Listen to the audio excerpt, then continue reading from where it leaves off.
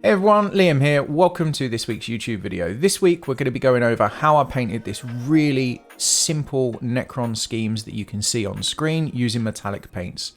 As always, I'm hoping you enjoy the video and you find it useful. Please let me know what you think in the comments. If you do enjoy it, make sure you hit the like button, and if you want to see more from the channel, hit that subscribe button. It means a huge amount to me and makes a massive difference to the channel. If you do want to be part of the community and show off some work, feel free to join the Discord. The link is in the description below. But enough of my rambling, here we go.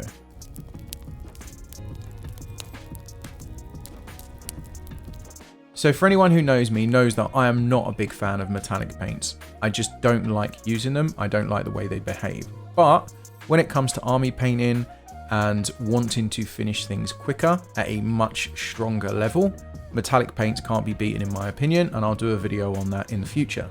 For me, the best paints that I have found are Scale 75 Alchemy paints. These paints come in all sorts of colours, including the traditional silver, bronze, copper, but the ones that we are going to be focusing on are the coloured paints. So for the purposes of this video demonstration, we're going to be using Scale 75 Garnet Alchemy, Scale 75 Emerald Alchemy, and Scale 75 Cobalt Alchemy. Now the thing to know with these paints is they're really great straight out of the pot. So in previous videos, in a lot of my videos, I talk about breaking the surface tension of the paint. And the idea is that you want that paint to flow back into shape very quickly. So you can see it absolutely does on all three. So what this means is this paint is actually usable straight out of the pot. So this is one of the reasons why I absolutely love these, because if I'm using metallic paints, I want to do things quickly. So when I take this paint, I can load my brush up, as you can see, halfway up. I can get a piece of kitchen roll, remove the excess. Now what I have is unthin paint straight out of the pot with a well-loaded brush. And then as soon as I place it on, I'm going to get nice, good coverage. So this paint, it's very beginner friendly. Now that's not to say that we're not going to need multiple coats. As you can see, this blue going over the black shows through quite a lot. I go across to the green. Once again, remove the excess.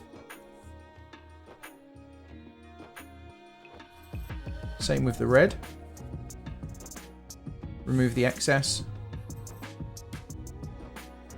So what I've got is straight out of the pot, paint consistency that doesn't need thinning. It's not going to obscure your details. So the three Necrons are on screen. None of them are actually pure black. The two on the left have been primed in black and had Administratum Grey dry brushed over the top of them. And the red was primed in Rhinox Hide and had Administratum Grey dry brushed on top. This was purely because these had been sat in the drawer for a while. For some reason, I put those colours on the model previously. I don't particularly remember why, but I rolled with it. Now, the reason why I did a dry brush was nice and simple. I wanted all of the areas that were recessed to be painted, so I didn't have to really worry about it too much. All I was worried about was getting the metallic armor right. Now, what you will notice is most of these Necrons are actually taking a single coat. That's because I'm not painting straight over black. So remember, what you paint your colors over will drastically impact on how the colors look and how well they cover. The only real exception to that is you can see the shoulder pads are very streaky. It hasn't covered very well. So the shoulder pads on these Necrons require a second coat. All of the other panels have been done in one nice, neat coat. And basically what that means is this is a really fast, quick, effective way of painting. My recommendation is whatever you decide to do with your color choice, I would absolutely prime your model in a dark color, something close to black, really dark brown, really dark blue, really dark red, whatever works for you, but it needs to be a dark color. What you'll tend to find is if you paint these colors over something really bright, like a white, then ultimately they come out very bright and it's very hard to highlight them. Whereas if you paint them over a dark color, it keeps the value of these metallics as dark as possible, and then at least your highlights pop a little bit more. But experiment as always, don't take my word for it, see what comes out. And obviously this is just 3 of the colors that we've got in this Scale 75 range. As I said, I'm not a big fan of Scale 75 as a general rule. I don't particularly like the paints. The metallics are the exception though. These are absolutely excellent. And although there are other great metallics out there, these in my opinion are the best. But you know what they say about people on the internet with opinions. What I tend to find with metallics in general, especially these particular ones, is for me, they lack a little bit of vibrancy. They can tend to be a little bit pale. And I find this with all metallics. They always tend to have like a little bit of hint of color, but not enough for what I'm actually trying to achieve.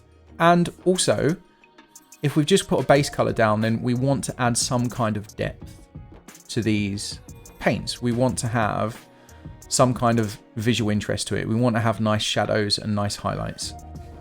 What I've got here is Games Workshop contrast paints. Full disclosure here, I haven't tried any other contrast brands yet. I've only tried the Games Workshop ones. So if there are better ones out there that you enjoy more, use them. But the role of the contrast paints here, I am using the contrast medium as well and a little bit of water. But the aim of the contrast paint is first of all to flow into the recesses. So it's a little bit like a wash. So it adds some definition and readability to it. But the other thing is, and the most important thing is what we're doing, is we're adding color, we're adding vibrancy. And you can see on the both of these, as I add these colors, they start coming to life a lot more. Now the one on the left is obviously base coated in the Emerald Alchemy from scale 75. And then the contrast paint that I'm using is Contrast Ork Flesh, which isn't incredibly dark, but you can see that it's doing the job and it looks lovely. The Necron on the right is base coated in scale 75 Garnet Alchemy, and the difference here is I've used contrast Shyish Purple, so this is a much darker color. And I did that because I wanted to show you the difference. I'm actually a really big fan on how the red turns out in the end. So I nearly always prefer to push my darks a lot more extreme, but you might not fancy that. So in this case, I've used a very dark contrast paint on the red and not so dark on the green. And then you can make a decision on the sort of thing that you like. Now with the blue, it's a little bit different. The blue, I wanted to show you the difference between using a wash and using one of the contrast paints. So the blue, I'm using a Games Workshop wash Drakenhoof Nightshade. Now the whole battle with these contrast paints and washes is you need to avoid the puddles. So you can see that I'm slapping down this wash over the top, which is exactly what I did with the contrast paint. And then once that wash is down, I'm trying to absorb as much of those puddles of wash or contrast paint as possible, so we don't have these nasty blobs. And you're going to see me do it now. I run the brush over that wash. That brush is clean and dry, so I'm absorbing the excess. And I'm doing that with both the contrast paint and the washes, but the difference that you can see is the wash is much harder to manage. It's much harder to get rid of those streaky results. In my experience, I would recommend that you use the contrast paint. If you're trying to aim for a nice, fast, efficient paint job, which is what this is, I would absolutely recommend that you use the contrast paint. It's much easier to manage. Having said that, washes will also do the job perfectly well. You're just going to have a little bit more of a hard time trying to battle and get rid of those horrible puddles and coffee stains that you can end up with.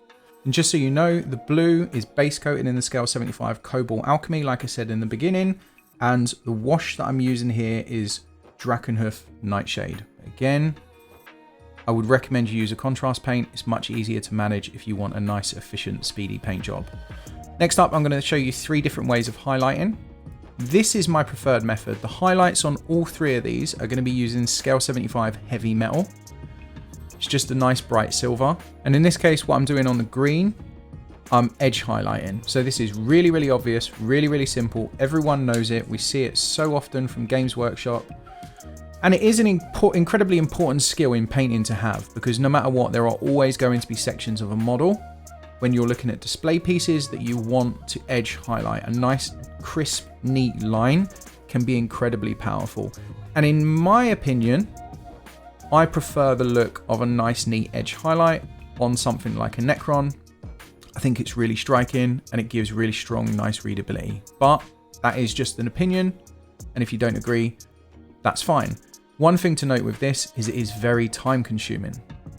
Maybe we don't have enough time to do that. So the next up, what you can do is you can just go over and do a light dry brush over the whole thing. Now in this case, I'm using cheap makeup brushes from Superdrug, which is like a makeup store in the UK for anyone who doesn't know. I'm not a big believer in spending a lot of money on dry brushing brushes. I don't see the point in it. I apologize for anyone who disagrees, but I don't care. For me, cheap makeup brushes do the job just as well. Everyone knows how to dry brush, and if you don't, there's a million videos on it. So in this case, I'm dry brushing heavy metal over the silver, and this looks like a really nice scheme for potential grey knights.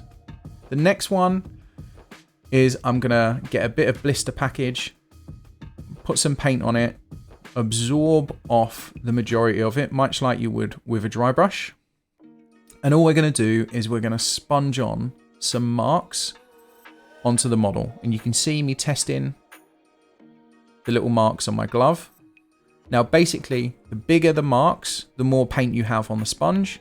The smaller the marks, the less paint you have on the sponge. So I'm going to go quite heavy with this because I want the demonstration to be quite extreme for the video.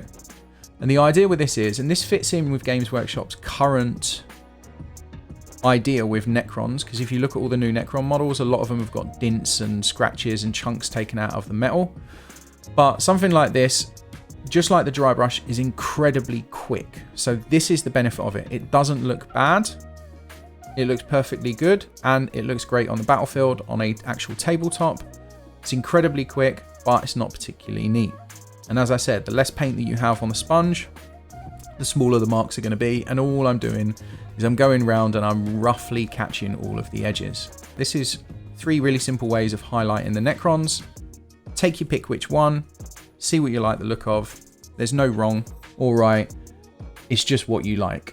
Now, these are some of the Scale 75 metallics that I have here at the studio. At the end of the day, I like these paints. They're the only metallics that I've really used and constantly gone back to. And as I said, I don't like using metallic paints. I don't enjoy them. I find them incredibly frustrating. They're really awkward. They're just not for me. That's not to say that you guys shouldn't, but these are the best in my experience. Sure, there's other ones that I haven't tried, so by all means experiment, but they are incredibly simple to use.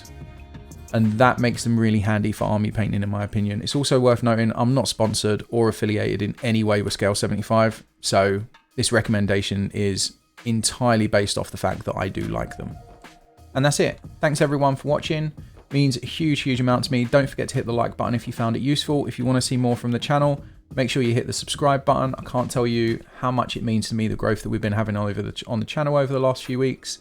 And as always, if you do want to support further, feel free to check out the members area in the description below, or the Patreon for additional video content from myself.